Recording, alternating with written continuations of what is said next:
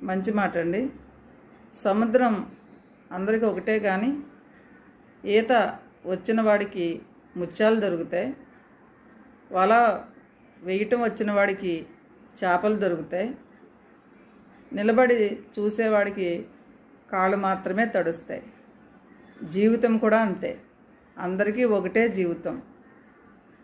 కానీ మన ప్రయత్న బలం ఎంత ఉంటే అంతే.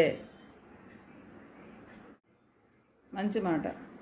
మనకి శత్రులు ఎక్కువైపోతున్నారంటే దాని అర్థం మనం తప్పు చేస్తున్నామని కాదు, మనం నిజం మాట్లాడుతున్నామని అర్థం.